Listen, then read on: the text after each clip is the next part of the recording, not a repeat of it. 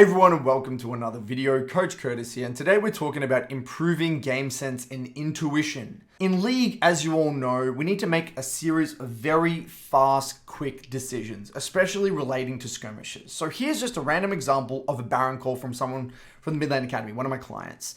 And he got 1 or 2 picks, and if you were in this game, in this situation, and you paused it, what would you do? Would you play to finish the Baron? Would you play to turn? Would you play to disengage? What would you do? Now, obviously, we don't have the luxury of just like pausing and sitting here thinking there for 30 seconds to a minute in the game. You've got to make this decision in, 2-3 seconds tops. Some of you watching this would have been to basically instantaneously be able to identify, okay, we have a very slow Baron, so playing to finish Baron probably doesn't make that much sense. Some of you would have just, said, okay, I kind of want to turn, but I don't really know how, so maybe they have half the picture. Some of you would have just been completely lost and they have no idea, and they basically follow the call of anyone else on their team and would have got ace like this Akali here. And that's completely fine. But today we're going to be talking about refining this sort of decision making and how to improve this sort of decision making. The ability to identify why a given fight goes well or poor, and even more importantly, why a fight or decision in the game is worth committing to or not on the fly, is a crucial skill to develop in League, especially when climbing from Platinum 2 to Challenger.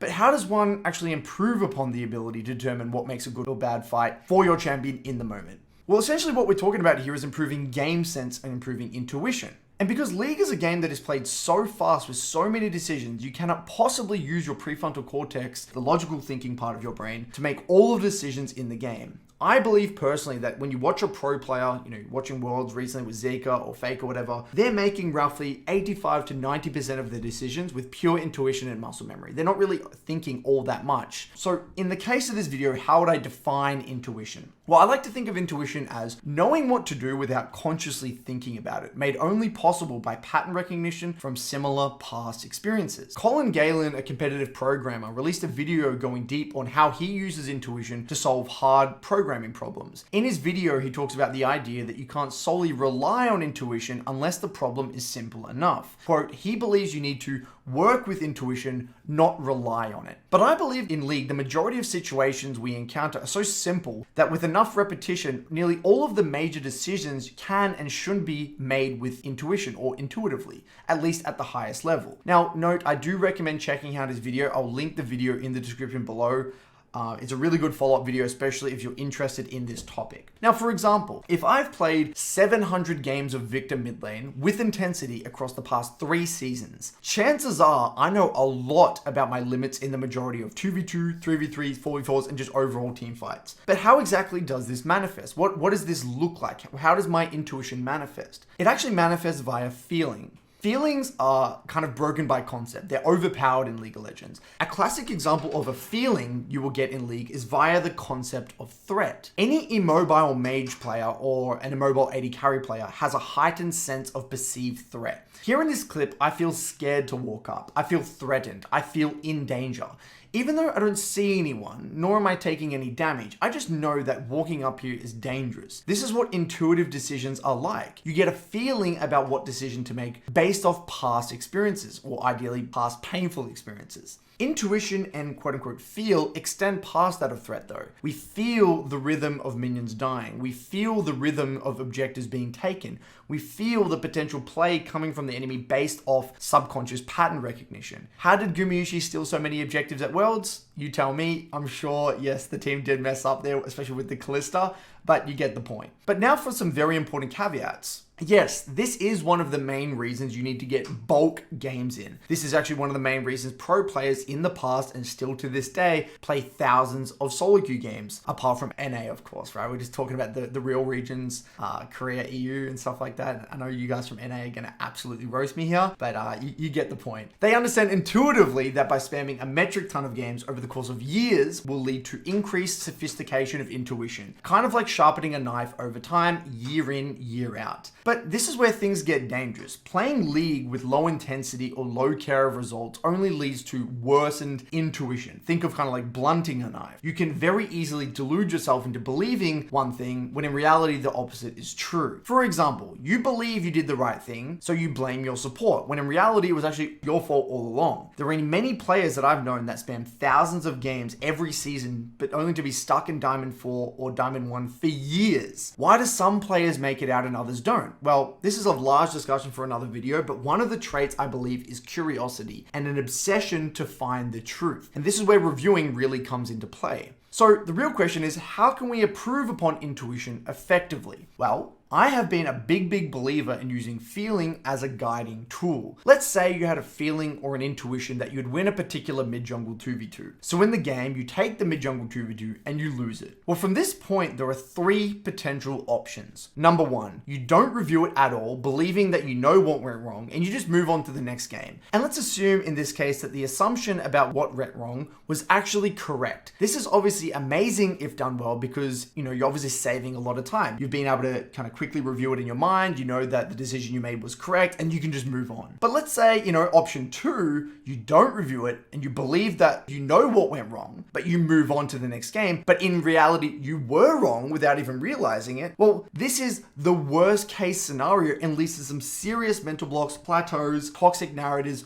everything. Right? And this is actually the main reason why a lot of people get stuck at a certain rank, especially with high diamond players and low master players. They believe that they made the right decision, but can't bring themselves to review the actual moment and see how they contributed to the situation. And there's obviously the third option, which is you review it with the intention to find the truth and consolidate a feeling with logic. And let's expand on this a little bit more, because this is a very important point. In League, I believe you can understand something in 2 fundamental ways. Number 1, logically and intellectually. For example, you watch an LS video and why holding waves is good in a side lane in a particular situation. You exit the video thinking, yep, that makes sense, I get that now. Or you can understand something emotionally or intuitively. For example, you actually do plays that work without really knowing why they work. And this is actually a very common thing. You'd be surprised at how common this is. I get many clients come into the Midlane Academy. They say, well, Curtis, I got to Diamond 2. I don't actually really know why I'm Diamond 2. I just have a lot of champ mastery here. I play Echo. I have a lot of feel for the champion. I make a lot of plays. I don't know if they're good. I don't know if they're bad, but I got to Diamond 2. That's a very common thing to happen, because we are pushed to play the game, spam games, and reviewing and making sense of things isn't really that common, I would say. Now, this ties into the greatest divide of the League community. So let's label them number 1, Reddit lovers, and number 2, solo queue goblins. So this is a bit of an oversimplification, but you're going to see where I'm coming from here. So essentially, Reddit lovers are people that love browsing the many League Reddits. They watch hours upon hours of educational content without playing League. They can break down why an item is mathematically correct to build. They love the macro, competitive play, communication aspect of things. And as you can see, I'm obviously taking the piss a little bit, but you get the point. TLDR, they think a lot about the game without playing the game. They understand things logically without having an emotional attachment to the concepts, without a feel of the concepts. And then you get the solo queue goblins. These are the people that have played thousands of games without thinking, season in, season out. And they generally actually have some pretty good intuitions or instincts about many things in the game. Like, they know their damage output, their threat assessment is a lot better, their feel of game pace, how to adapt to situations is a lot better. But because of their lack of understanding, they struggle with consistency, and they don't have the ability to break down why things fundamentally work the way they do. And generally, they have shorter attention spans, dopamine enthusiasts, never review games, etc., etc. But again, this is an oversimplification, but you get the point. So the point I'm trying to make here is that you don't really want to fall directly into one of these categories. You want to ideally find the balance. Right? You want to be a solo queue goblin redditor, ideally. A player that has a sophisticated feel of the game, but also has the ability to break down why things work the way they do. But how exactly do you do this? Well, this is tying back to my previous point, and the best way to do so is to follow this process. Number 1, play a game. Number 2, go to the moments in the review that left you feeling uncomfortable or left you feeling like something was off. Maybe it was a lost fight. Maybe it was a moment where you just felt lost in the game, or you felt confused, or just felt like you're really far behind in tempo, or something was going wrong. Then you bring it up in the review and you attempt to break down why the play felt the way it did. Trying to rationalize the feeling in a way. So in the review, you ask the things stuff like this. What actually happened here? Like, actually start with what the hell actually happened? then was my feeling justified or correct? Remembering that your intuition isn't always accurate. Remember, the intuition it's a really good guideline, but sometimes it's not correct. We need to make sure that our intuition and our feel of the moment is correct. You might feel that there's nothing you can do in a particular situation, but that's actually not the case. And a classic example of that, you might feel that you're under a lot of pressure, but you failed to realize that the enemy had used all their cooldowns on the wave or had no mana. That's a classic example. And the last question I like to ask myself is, how should I have been interpreting this situation and why? So let's actually use this process. So this was a game I played recently and something felt off with this play. I didn't really know exactly what was off. It just felt like a moment worth reviewing, right? And so first things first, when I'm going to a moment like this, I'll just play it out. Like I said here, first question you always say is what actually happened? So I tried to get an objective view of what happened. So here in this moment, I thought me and Warwick could 1v2, and I thought that I should like actually hold my E. I didn't really know how to use my E in this situation. And end up holding it way too long, missing my Q3, and end up 1v2ing us. So that's kind of like a rough perspective of what actually happened here. So then I'll say to myself, well, how did I feel, and was my feeling correct or justified, right? Because remember, my intuition isn't always correct. Well, in this situation, I just felt for some reason that I should hold my E, and especially I've been learning Yone, and one of the things I've been learning is sometimes holding E is very good, rather than just rushing it at the start.